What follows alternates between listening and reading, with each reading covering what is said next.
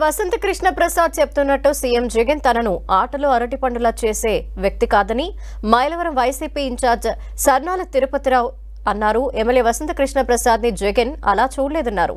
వసంత కృష్ణ ప్రసాద్ చెప్తున్నట్టు మైలవరం నియోజకవర్గంలో mining mafia లేదన్నారు.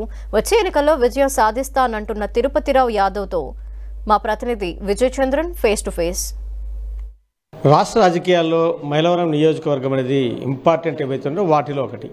అయితే ఇప్పుడు మైలవరం నియోజకవర్గంలో క్యాండిడేట్ల ఏర్పాట్లు అనేది ఇరు పార్టీలకు కూడా ఒక సవాలుగా మారింది. ఈ నేపథ్యంలో మైలవరం వైసీపీ ఇన్ఛార్జిగా తిరుపతిరావు యాదవ్ను వైఎస్ జగన్మోహన్ నియమిస్తూ నిర్ణయం తీసుకోవడం జరిగింది.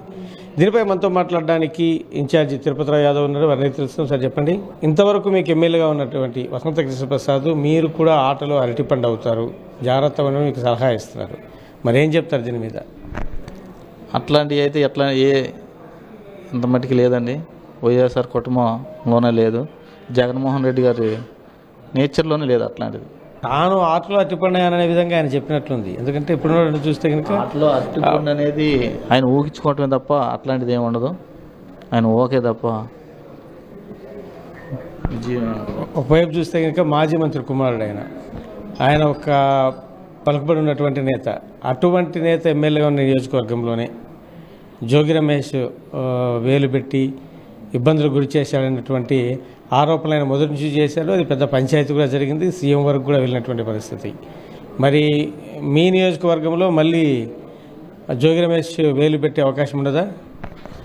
అట్లాంటివి ఉండవు. అంతా మాదంతా సోదరభావంతో ఉంటాం, అన్నదమ్ములాగానే ఉంటాం. పార్టీ పుట్టినప్పటి నుంచి అంతా కలిసి పని చేసుకున్న వాళ్ళమే. మీ నియోజకవర్గంలో ప్రధానంగా మైనింగ్ మాఫియా మీదే పెద్ద చర్చ జరుగుతూ ఉంటుంది. పెద్ద ఎత్తున అవినీతి, తర్వాత టన్నుల కొద్దీ మైనింగ్ ఏదైతే కనుక ఖనిజాల తరలింపు జరుగుతూ ఉందని చెప్పేసి దీని గురించి ఏం చెప్తారు? అంత మైనింగ్ కూడా మరి మా కాన్స్టిట్యున్సీలో ఎక్కడ కొంచెం లేదు. కొంచెం ఈ విజయవాడ సిటీ గోతులకి ఏదో తోలుకోవడానికి కొంచెం ఆ పర్మిషన్ అనేది ఇచ్చినట్టున్నారు. ఈ కొత్తూరు తాడేపల్లి గేటు అవి కూడా ల్యాండ్లు, రిజిస్ట్రేషన్ ల్యాండ్లు. ఒక ఫారెస్ట్నో లేకపోతే ఒక ప్రైవేటు భూమినో తోముకొని అయితే ఏం లేదు.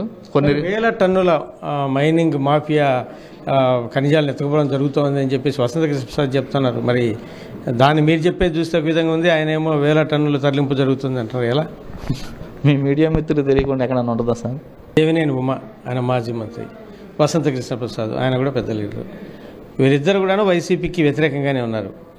మరి అటువంటి లీడర్లను ఎదుర్కోవడం మరి ఎట్లా, ఏ విధంగా ముందుకెళ్తారు మీరు?